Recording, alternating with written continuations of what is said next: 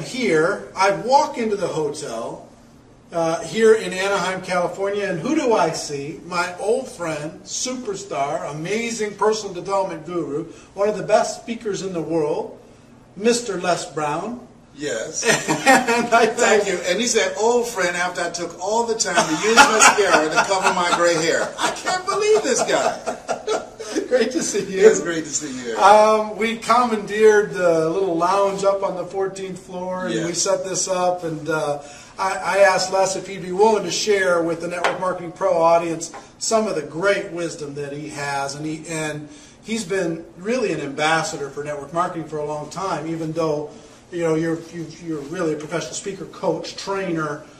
You teach people how to speak, how to communicate, all those different things. So he has a lot of value that he can bring. So Les, everybody that watches this program, they want to become professionals. They want to develop the skills necessary in order to be able to succeed. And over the years, what are the common attributes that you see of people who are the superstars, that are the professionals, that are the rock stars?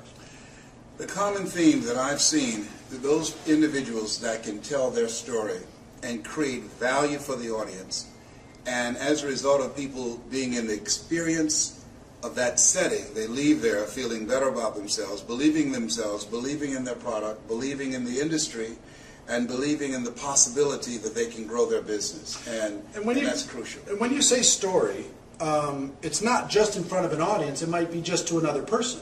One-on-one, small groups, on the telephone, because your product, there's a story behind it. Why you became involved in the business, there's a story behind it. You look at the Dexter Yeagers, the Sharon Sharifs, all of them had a story that they told that other people bought into. When you are presenting to any type of person, one individual, small group or large group, 3 questions going on in their head. Who are you? What do you have? And why should I care? And so if you don't answer those 3 questions, people will listen, they'll be polite, and then they'll walk away. The other underlying... So say those 3 again. Yeah, who are you? What do you have? Right. And why should I care? So you have to strategically tell your story to create an experience for the person. And it's very important, experience, Eric, because a lot of people who become involved in network marketing, they spend a lot of time giving out a lot of information. Facts. Yeah, facts. No. People, when they are listening to you, 2 questions going on in their head. Can I do it? And is it worth it? Okay? So you have to create an experience where that person will say, I can do this, and it's worth my doing this. So it's an interesting, I love words, I love kind of figuring that out, and you, on purpose, said the word experience. Yes. Why is it, because I've never heard somebody say it that way. Because if information can change people, everybody will be skinny, rich, and happy. Okay, so it's not about the information. In order to you're talking to a person who's a 9-to-5 person, and you want them to transform their lives. You want them to go from 9 to 5 to working from 5 until they faint. Right. Okay? Right. Okay. So that's a whole different kind of person. They must be willing to die to who they are now to give birth to who they must become in order to be successful in this business. Wow. So you've got to create an experience for them where they feel motivated. There's no saying you can take a horse to the water, but you can't make him drink. However, if you strategically tell your story and create an experience for that person, you can create a thirst where they want to drink, where they want to be a part of this, where they share the vision, where they say, you know what, sign me up. I want to be a part of this. Because you're creating a community of achievers. And in order to create that community of achievers, to increase your recruitment and to be able to retain your people that you bring into the business so it's not a swinging door, you've got to be able to tell that story again and again and again. Each time it's got to be fresh. Each time when people leave your presence, they must leave there feeling better about themselves, but talking about you and the role that you're playing in their lives and how you're transforming them. So the story creates the experience? Yes, and how you strategically tell the story. Just keep in mind, the most powerful position in the world, presidency of the United States, boiled down to 2 stories. An honorable man, Vietnam veteran, 5-year prisoner of war, John McCain. The Southside community activist, raised in a single-family household, President Barack Obama. How they told their stories, the influence and the impact determined how much money came in, how many votes that were cast. So people, as an entrepreneur, We've got to be able to tell our story strategically, not just telling a story, because everybody's got a story. But you've got to tell that story in a way that people see themselves in the story. I'm known for you got to be hungry. Well, and let's talk about that. You know what I mean? Because I've known Les for a lot of years, and I've seen you speak, and we've been part of events together. And one of the stories that has been a centerpiece of your life is that you got to be hungry. And I do believe that network marketing professionals need to be hungry, and some of them don't have the hunger that they need to have.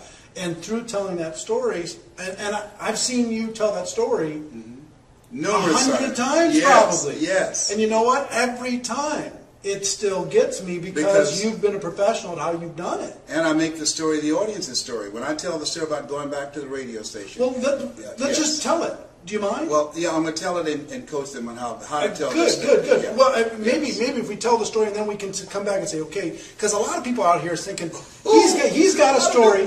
He's got a story. I do it like that. I know. God. Well, he has it. Yeah, a lot of people are thinking, yes. Les has a story, but I don't have a story. My life is boring. My life is not interesting. My life is not special. It's not dramatic. Have you heard of Marianne Williamson? Yeah. What's her story? She doesn't have a story. Marianne Williamson wrote a book about a book. She wrote a book called Return to Love. Return to Love was about a book called A Course in Miracles. Okay? So you don't have to have a story. You can tell somebody else's story. For instance, I met a young man, and he decided to become involved in multi-level marketing. Ladies and gentlemen, I want you to think about your goals and think about your dreams. And let me share something with you. How many of you know there's no such thing as job security? Well, keep in mind, this young man became in multi-level marketing, and I asked him, what's your story? He said he went to apply for a job. They told him if he would double the production, he could become the top manager at this company and would have job security, and he would be able to get a bonus. Not only did he double the production, he quadrupled the production. Guess what they did? As a result of the explosion in the business that they were able to acquire, they had to move to another facility, and they fired him. They said because of the new facility, they had to pay more money for the lease on the facility, and they couldn't afford his services anymore. Now, here's what the truth is. They'd figured out how to do what he came in there and did. They no longer needed him. So the reason he's became a part of multi-level marketing is he knows that the 40-40 plan is gone, where you can work 40 hours a week for 40 years and retire. There's no such thing as job security. Today, you have to have something that you can call your own. And so in multi-level marketing, you're in business for yourself, but not by yourself. You have an opportunity. You have a shot. Everybody won't get rich, but you've got a shot to control your own financial future. And that story by that young man is a story that's being lived every day. Now see, in 2 minutes, you told somebody else's story to this audience and because gave them a perfect example. Right, because the best speakers make the fewest words go the farthest. Yeah. So you don't have to tell a story all day. And so I tell people, how many of you know, as you look at yourselves, how many of you know there's no such thing as job security? And I will raise my hand. The reason I'm doing that is that I want them to now make this man's story their story. So they'll raise their hands. You're right. Good. Here's what happened to them. What they're saying to themselves, either that has happened to me or I know someone that has happened to me. Especially in today's economy. Right. Now I'm transitioning from there to here's why he became a part of this. He wanted to create security for himself. And I'm saying everybody's not going to be rich. That answers what they think. Can I get rich in this? No. People work on jobs for 40 years and don't get rich, yet and still they come into this business and they want to get rich in 6 months. It's not that kind of party. Right. You've got to work. You've got to build a foundation. You've got to learn the products. You've got to learn the marketplace. You've got to develop your personality. You've got to develop your people skills. It takes patience and perseverance and persistence to build this business. But ultimately, as they say, in the beginning, you'll do a lot of things you don't get paid for, but as you continue to grow, you'll get paid for a lot of things that you don't do. Right. That's the exciting things about multi-level marketing. It allows you to build something that you can call your own. A lot of people are wishing right now that they had Les Brown in their pocket. They could carry him around when they went and talked to their prospects, and they could look him in the eye and tell him that. Talk about how these people can develop their story, or let them know, because I know that there's a lot of people here, and we have probably 50 different countries around the world that watch this, and a lot of them aren't aware of you yet. Yes. But they need to be, right? They need to know about your products and services and coaching and all that stuff, and we'll talk about that. Your story, what was the defining moment, that turning point for you that set your life on a different course? Well, what set my life on a different course was when my mother became ill. Because I was a state legislator in Columbus, Ohio. I'm adopted. I was born in a poor section of Miami, Florida called Liberty City, an abandoned building on a floor with a twin brother. I'm telling you my story. And when we were 6 weeks of age, we were adopted by Mrs. Mamie Brown. I feel like Abraham Lincoln, who said, all that I am and all that I hope to be, I owe to my mother. My mother was a domestic worker on Miami Beach. She cooked for families. We ate the food left over from the families that she cooked for. We wore the hand-me-down clothes of the children that Mama kept. And so as a child and goal, a turning point in my life was seeing my mother work so hard. I said, Eric, when I become a man, I'm going to take care of my mother. I want to ask you, is there someone that you want to take care of? Is there someone that you'd like to do something special for?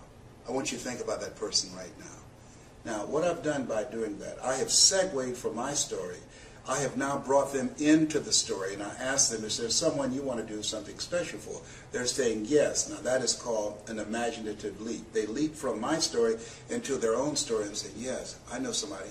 I'd like to do something for my coach or for my minister or for my mother or for my father or an aunt that raised me, okay? So now they're in the story. Now I will tell them how I went about doing that. So they have an interest. Who are you? What do you have? I have a story on how I bought my mother a home. And why should I care? The reason you should care is that I've been very successful at doing something that you can do too. And I'm going to show you how to do it. So now you create a committed listening in the telling of the story. Or I can say, you know, recently I went to a seminar. A young lady by the name of Pauline Ahi. She came to the seminar. Pauline flew from Hawaii to Los Angeles. I was very inspired as I watched her.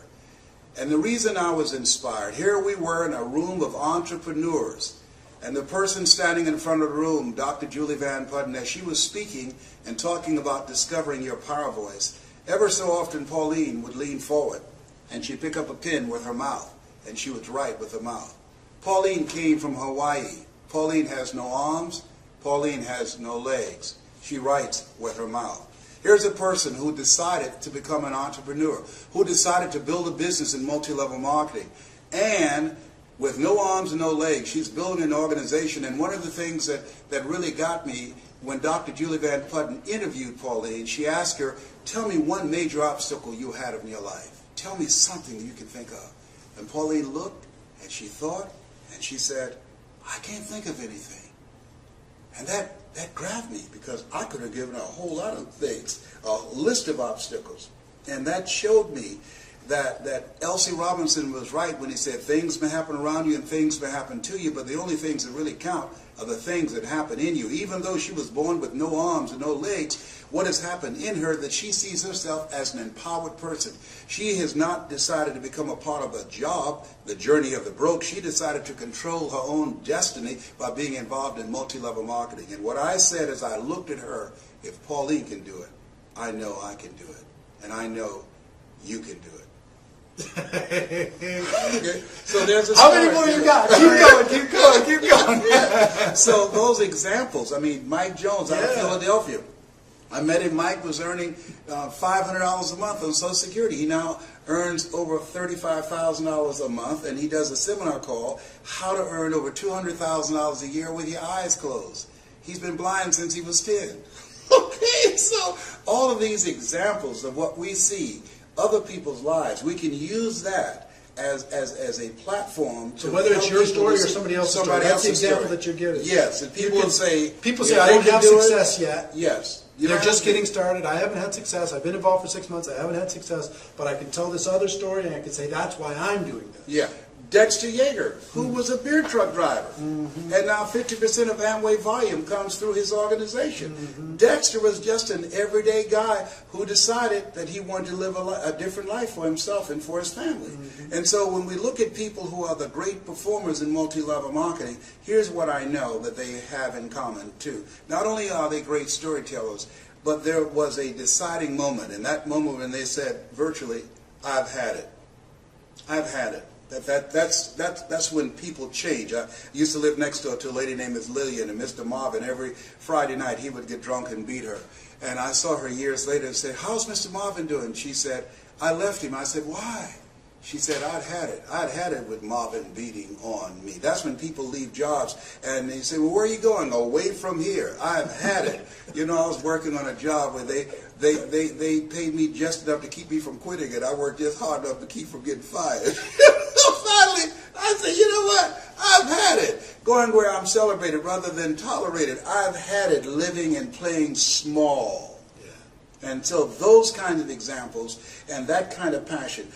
People are not just looking for information. They're looking for personality and passion. They can get information on the internet. Mm-hmm. There are no secrets out here. You can just Google everything and find out what day the earth was made and the rock that broke Goliath's jaw. We can find everything right now. But personality and passion, that's what people want. That's what they buy into. Do you believe there's a difference between being in this business and this business being in you? That's what they feel. And the people that grow the large organizations, you can tell being in their presence that as much as they have chosen this, they were chosen for this kind of work. You've got to have a passion for people. You've got to believe in the product. You've got to believe in the industry. You've got to believe that you have it within yourself to become an entrepreneur, that it's possible that you can live your dream. That's why people say yes, that it's necessary, and that you are the driving force to make it happen, that it's you, that nobody can do it for you, nobody's going to care more about your dream than you, and that it's hard, that easy is not an option, that when you think about growing your organization, think it not strange that your family members and friends will say no. People who should be there to help you won't help you. In fact, they will discourage you. They will laugh at you. Oh, you're involved in some pyramid scheme. Here you go again.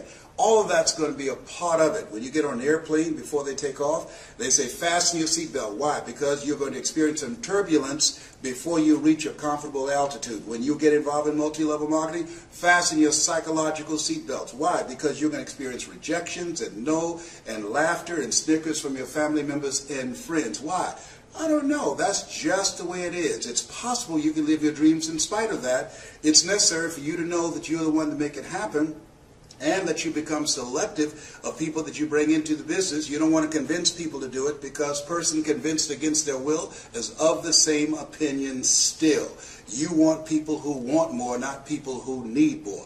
And that it's you. You've got to be the driving force, and it's hard, and it's worth it. Decide now. Write down 5 reasons on why you won't give up. 5 reasons when you're facing the rejections and the no's, when people don't show up at the parties, when people don't keep their word. 5 reasons why you will stick in the game. I have a saying, when life knocks you down, try to land on your back, because if you can look up, you can get up. Your reasons will help you get back up again. Nietzsche said, if you know the why for living, you can endure almost anyhow. So it's possible you can build an incredible organization, make a great living for yourself. And it's necessary. If you're casual about your dream, as Bill Bailey said, you will end up a casualty. And it's you, and it's hard, and it's worth it. And once you create that momentum, it's done. Stick a fork in it. It's done. So it's possible. Yes. The second one? Yes, and the reason it's possible, what's possible for one is possible for all. If anybody built an incredible organization, went across the stage, and got a check because of their work and their effort, then it's possible that everybody seated there as witnesses can do it. Right. And that it's necessary. It's necessary is number 2. Yeah, you got to have a game plan. You got to be willing to stick it out. You got to be willing to persist. Og Mandino said you got to be willing to say, I will persist until I succeed. And, and the greatest salesman in the world. And you got to say to yourself your mantra, no matter how bad it is or how bad it gets, I'm going to make it. Because in the beginning, things look real good. Right. And then you have a dry spell. And then you start questioning yourself. And that's what over 85% of people do. And it's you. You got to take personal responsibility. You're going from being a volunteer victim of letting somebody tell you what time to be to work, how long your lunch break will be, what time to get off, how many days you can be sick out of the year, how many days you can go on vacation, got to ask for permission. You're going from that position of powerlessness and being weak, because most people have developed an addiction to powerlessness. That's why the majority of people you ask to come into this business will say no. They have developed an addiction to powerlessness. When you're working with somebody else's job, they are controlling your financial future. So you are different. You are not common. You are uncommon when you said yes to this dream. Yeah, stop for a second. An addiction to powerlessness. Yes. I've never heard it said that way, and I think that's really interesting the way you say that, because we've been taught. We've been groomed and been taught to depend on a job, to look forward to a job. People looking for jobs in an economy where jobs are shrinking. We cannot produce enough jobs. The government cannot produce enough jobs to replace the jobs that are being eliminated through technology and cheap labor abroad. I can get a PhD in the Philippines for $500 a month. When I was a kid, I used to work in a bowling alley. They knocked the pins down, we jumped down, and we straightened the pins back up. Somebody invented a trade that put us out of business. I used to work on the elevator. What floor, please? And I would punch the elevator. No, they don't need that now. When I was in school, my girlfriend said, I want to be an operator. When you made a long-distance call, you call an operator placed a call. Now you call direct. So technology is changing things, replacing whole industries. When the last time you went to the store and bought some envelopes and a stamp and some stationery and a pen to write a letter? We don't do that now. We text, we email. That's an industry that's eroding. I went to a school, Bill Gates School in Philadelphia. They don't have paper, all computer, a paperless school. That's different. When I was a kid, we carried books to school. So this is the era the late Peter Drucker calls the era of the 3 C's: accelerated change, overwhelming complexity, and tremendous competition. What we have in multi-level marketing is cooperation and collaboration, people working together in a community of achievers to help everybody win. That's the exciting thing, that when I help you win, then I win also. So back to story.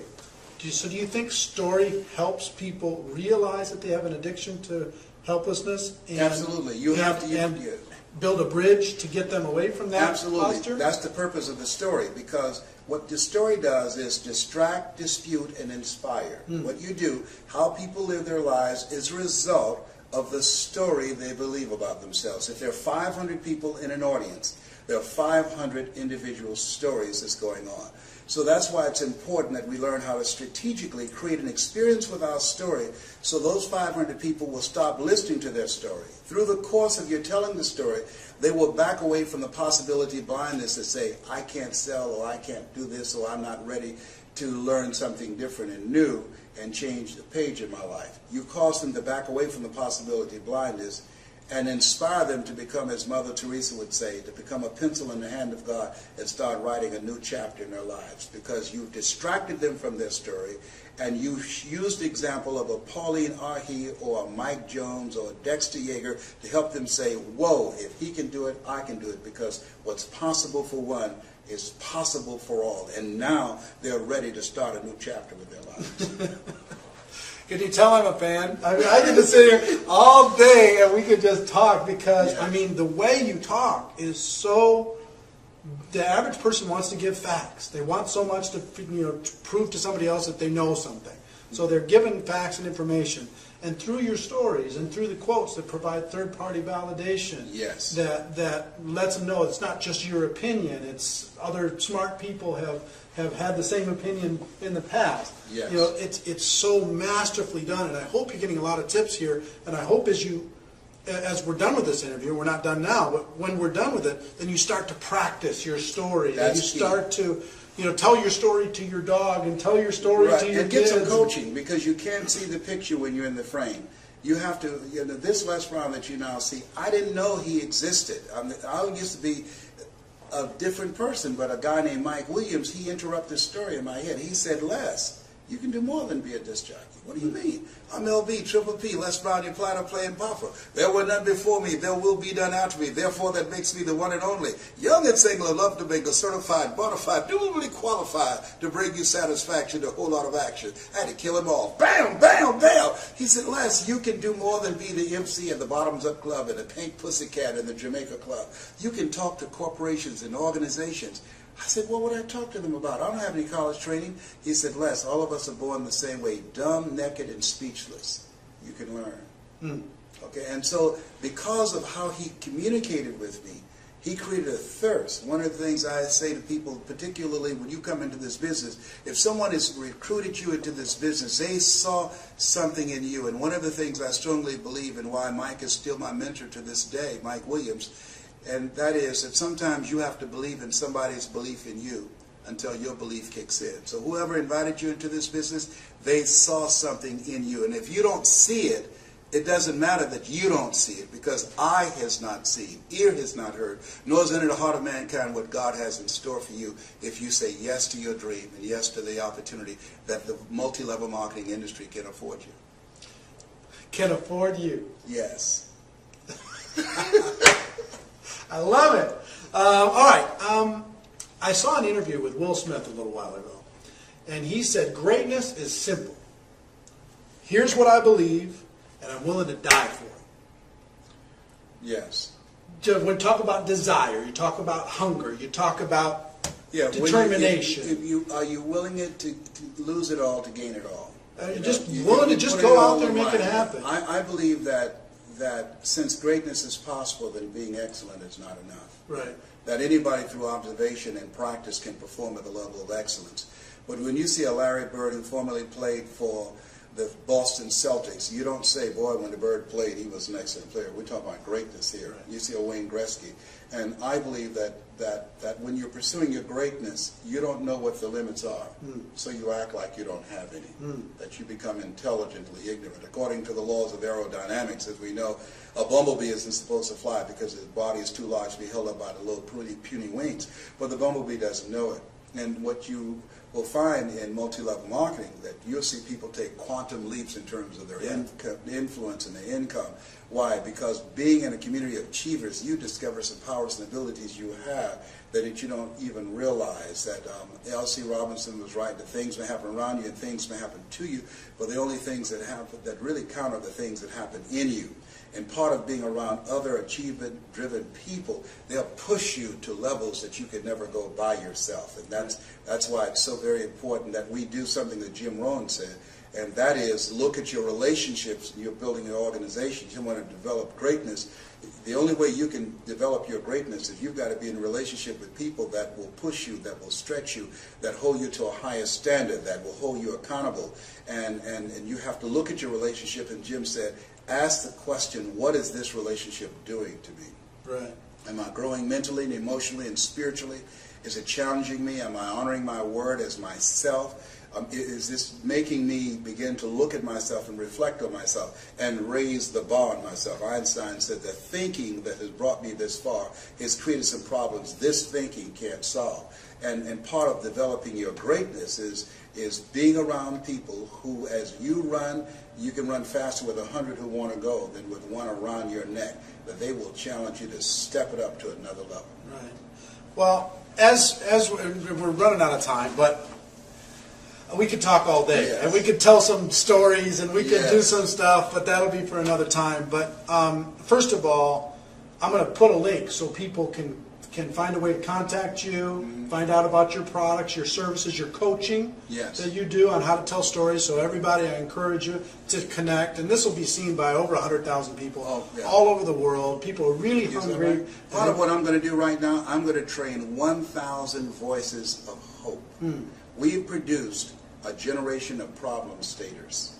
I wanted to produce 1,000 voices of hope. How people live their lives, as I said, is a result of the story they believe about themselves. Whatever you focus on the longest becomes the strongest. And I think that politicians and many of our leaders have become so cynical and divisive in their languaging style, and only pointing out what's wrong as opposed to looking at what's right about ourselves, about our communities, our country, and our youth, and begin to focus on the positive things and the possibilities and how we can transform the future and talk about solutions. Because if you're not a part of the solution, you're part of the problem. And so with these 1,000 voices of hope, my goal is to reduce the recidivism rate in our prisons, to reduce the dropout rate. I work with young people, teaching them, number one, how to develop their minds, two, how to become effective communicators. You know, my son, John Leslie, my daughter, owner, they're motivational speakers. Three, how to dress like a prospect rather than a suspect. And four, the success strategies for making the global economy, which is multi-level marketing. And so I believe with these 1,000 voices of hope, as I teach them to become world-class communicators, they'll be able to change the planet and how people see themselves. Well, please check that out. And I hope that the 1,000, most of them come from the Network Marketing Pro community. A lot of people, we talk about there's three things that you need to succeed in network marketing. You have to have a burning desire, you have to be willing to work, and you have to be coachable. Yes. And we talked about this in previous shows, and a lot of people were commenting, I just don't know how to find my burning desire. I don't know how to figure out, I can't light the fire. Help me light the fire. What would you say to that? You have to experiment until you do. I mean, some people know early on. When I think about, you look at some of the people that we recognize for their greatness today, when you look at a Michael Jordan, who realized early on that basketball was his passion. A Liberace, when he was alive, he loved to play the piano, and he was very flashy, a flamboyant kind of guy.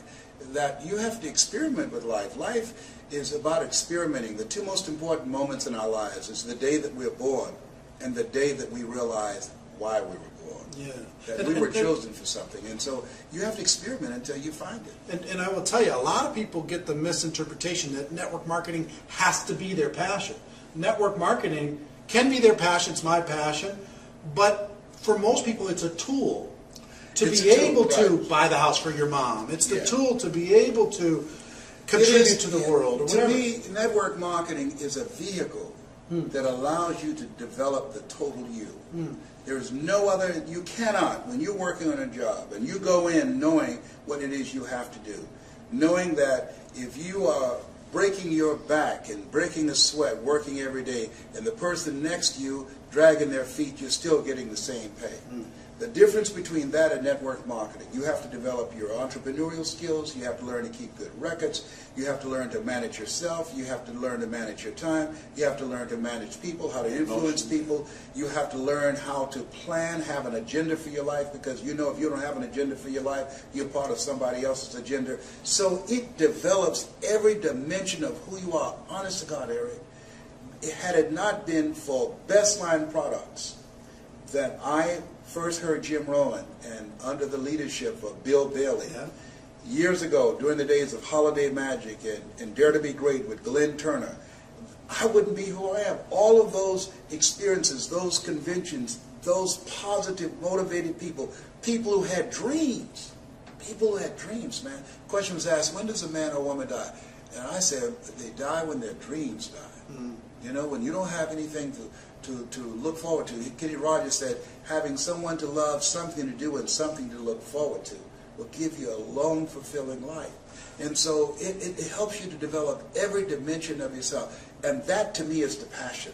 The passion to live full and to die empty. The passion to find out what it is you're made of. The passion to get up the next day after facing rejection day in and day out, walking in the grocery store, going in the shopping mall, talking to people in the cleaners about an opportunity, and they say, no, I'm not interested, and continue to go from rejection and no's and snickers and laughter until you find that yes, until you find that eagle. And you're going to go through a lot of pigeons before you find them. And you build your character, you build your faith. And one day you look in the mirror and there's a different man looking back at you. There's a different woman looking back at you.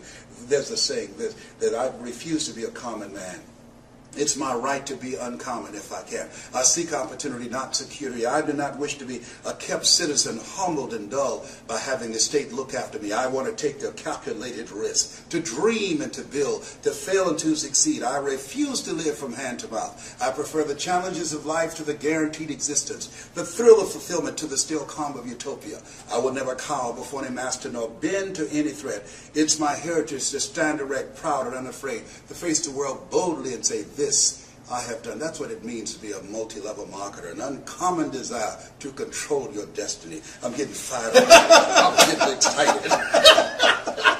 My medication ran off. I will tell you, we're out of time, and we'll do this again, but a long time ago, you looked my son in the eye, backstage before an event, and you grabbed him by the side of his face, and you said, you know what, you've got greatness in you. And you know what, for everybody that's watching, his message that I hope you feel is that you've got greatness inside of you. You've got things, talents and skills that you haven't even reached for yet. Yes.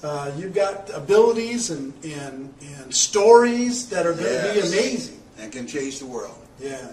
So, ladies and gentlemen, here from Dallas, Texas, my wish for all of you is that you decide to find your passion, that you decide to become a network marketing professional, that you develop your skills, you learn to tell stories, that you get the coaching and training and information that you need to be able to take it all the way to the top. Because you know what? You really do have greatness in you.